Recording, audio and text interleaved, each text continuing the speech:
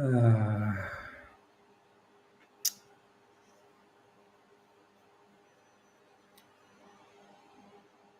every match, ladies and gentlemen, every match, there seems to be some sort of problem. And Wesley Fofana, he's injured again. All right. Here we go, back again on the other side of the coin. All right, welcome back to the other side of the coin, ladies and gentlemen. As you guys might be aware, Chelsea played a behind the closed door match earlier today, and we won. We won, which is fantastic. You know, good momentum. 5-1, we won against Brentford. So we'll definitely talk about the details of the match. But one thing that came out of that particular match, which is a bit of a concern, in fact, a bit of a serious concern for us, is this particular breaking news, ladies and gentlemen, told Wesley Fofana came off in Chelsea's friendly against Brentford today with a knee injury. Severity still to be determined, but there's understandable concerns. Now, this comes from Adam Newson. He's well connected internally. What do I say? Where do I even start, man? This guy, look, let's start from the beginning. Some of you guys who might have seen me from the summer, transfer window time, I was never this keen. I was never keen on Wesley Fofana. Like, not massively keen. I like the player. I think he's a top defender, but I was always concerned that the level of injury that he had, which was a broken foot or broken leg, I thought, let's watch this brother, see how he goes, and then let's see what happens down the track. I was more inclined to keep players like Chalobah, Ampadu, Colwell. And in any case, now Chalobah has taken over. Like, Wesley Fofana hasn't been around anyway. And now looks like with this knee injury, which we'll find out whether it's the same knee. I presume it's the same knee, but we'll find out soon. But there seems to be concern. I mean, the level of money we paid as well to get a player like Wesley Fofana wasn't necessary. Wasn't really necessary. And now there's talks about Vardy, this, that, the other. I mean, I don't know when this particular player is going to come back. And as I said, in any case, Chalobah has taken over. Chalobah has taken that spot. Thiago Silva is there as well. Koulibaly is there. Marco Correa can play as a CB2. I mean, what's going on? And this is turning out to be a very, very costly, another very costly problem. It's top money that we've paid for Wesley Fofana. He's already missed quite a bit of this season and looks like he's probably going to keep missing a little bit more. It just puts immense pressure on the current CBs that we have. You can't really rotate too much. And if there's further injuries to any other players, then we're in serious trouble. And it also poses the question to our medical staff, like, has he picked up an injury on his first game, which is meant to be a friendly? Like, has he picked up an injury straight away? I would assume the intensity in this game probably wasn't that much. So has he still picking up a knee injury through all of that? The medical staff really needs to look into, did they prepare this player for this particular match? Was this too early? All of these questions need to be asked. Like, we can sit here and get annoyed about the situation of the player, but I don't think it's the player's fault. Like, who's told him to go out there? Have they done the assessment properly? It's things to look out for. But the issue is, we as Chelsea Football Club, we need this player. We need this player to play for us. We need that depth.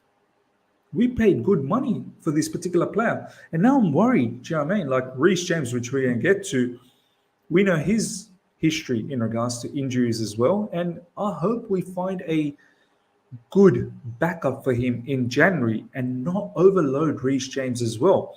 But ladies and gentlemen, let me know how you feel about Wesley Fofana.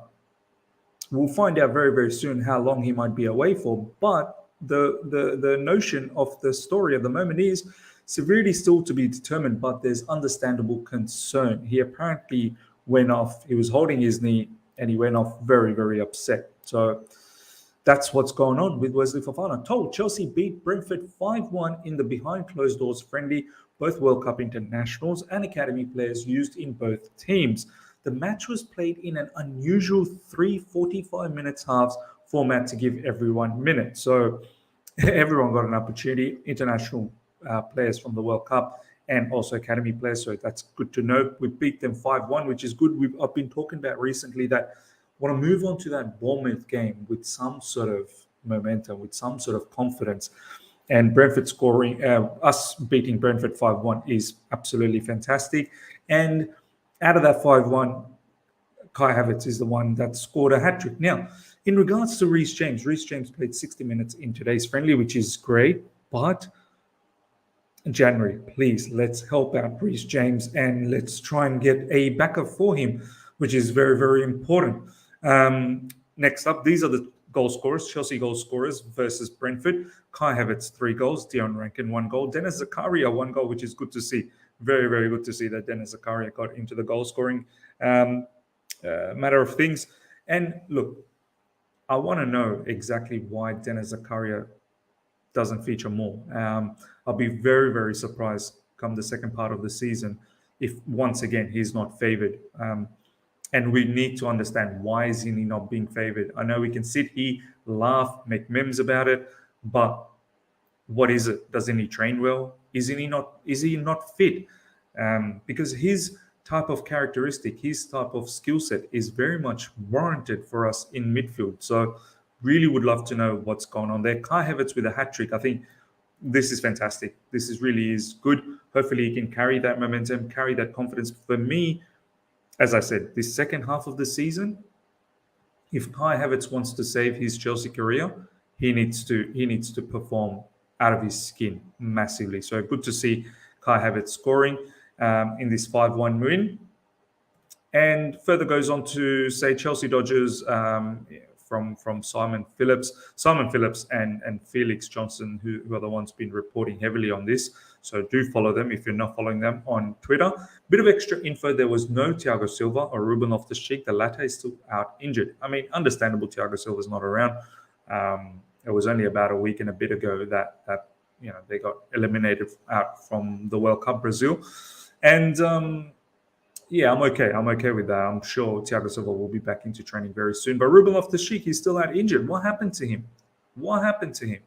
This is what I mean, man. That midfield revamp is much needed. We cannot babysit these players anymore. I know sometimes we get gassed. I got gassed in recent times when I saw Ruben Loftus-Cheek play. But then some of you guys woke me up saying, Miz, let's not get gassed about just average performances. We're getting gassed about average performances because we don't see this player play often enough. So when he does play, we get excited because we think, he's one of our own. He's one from the academy, much like all the other players. And we get attached in that sense from an emotional factor. But the point is, we need better. We need better than Ruben Loftus-Cheek. He's still out injured. Let's not even think about a contract extension, this, that, the other for Ruben Loftus-Cheek. Let's try and offload him, and let's try and get some superstar midfielders that are floating around in world football right now. That's just my thought around the whole thing. The most positive thing, you know what the crazy part is? 6 hours ago, Simon Johnson, this is what he tweeted, and Chelsea Dodger took that quote out from his article. The most positive thing to take place during the World Cup break for Chelsea is they have been able to get some key players back from injury. How ironic. James, Fofana and Chukwuemeka all look like being available for the first game back against Bournemouth. Well, not so much. Fofana, probably not going to be featuring. This is from Simon Johnson Sport, literally hours before the game. And now we know Fofana is injured and God knows how long he's going to be away for. And at this rate, like these injuries it's mad, honestly. Like, Chelsea Football Club, we need to investigate this matter. Seriously need to investigate this matter. And figure out what's going on. How are they training? What are they training drills? How are they, recuperating? What are their physical conditions look like? What sort of physio are they doing in the medical staff? What are the medical staff look like? Full investigation is required because the amount of injuries that's coming through our football club on a regular basis, season in, season out, to key players, it's not acceptable. It's not acceptable. We've got to find a way to keep these guys fit. So something to think about. Last but not least, ladies and gentlemen, I want to show you guys something. There's a lot that's been talked about Ivan Toney, and knowing that we've played against Brentford and it's topical, this is Fabrizio Romano just tweeting out not that long ago. The FA have informed Brentford that Ivan Toney has been charged in relation to additional 30 breaches of FA betting rules, taking the total to 262 breaches. So all those people that have constantly asked for Ivan Toney to Chelsea, just for your sake, additional 30 breaches have been added and takes the total to 262 breaches. If you didn't know, he's in massive, massive trouble, Ivan Toney. Ivan has until Wednesday, 4th January 2023 to provide a response statements reports. This guy, I think his career is done. His career is done. So to all those people that want him at Chelsea Football Club, please think again. Please think again. His 262 breaches of gambling charges. That's mad. That's absolutely mad. Ladies and gentlemen, we're going to wrap things up. Let me know what your feelings and your thoughts are in regards to the Wesley Fofana situation. I'm frustrated. I really am. I was hoping that we're going to have a full set of players ready to, go up and running for the second part of the season. Now this guy is gone. I'm worried about Reece James. I hope we get a backup for him. And yeah, man, it's just, I don't know, man. I just want to feel. I need that good vibe, man. I really, really need that good vibe. I just feel like there's always this dark cloud around our club, which isn't nice. The good thing is we won 5-1, which is great. Hopefully we can take that momentum to the next game against Bournemouth. Bournemouth, I think, are playing today later on. So I'll be keen to see exactly how they do in the Carabao Cup. I believe they're playing Newcastle maybe. And Kai Havertz with a hat-trick. Hopefully he can really kickstart from here on. Ladies and gentlemen, hope you guys have enjoyed this. Smash the like button if you're here for the first time. Subscribe, hit the bell notification to stay in touch with all my content. I shall see you guys for a live tomorrow talking about all the other latest Chelsea news, Chelsea transfer news, lots that's been going around. So we'll see you guys tomorrow live early. Until then, see ya.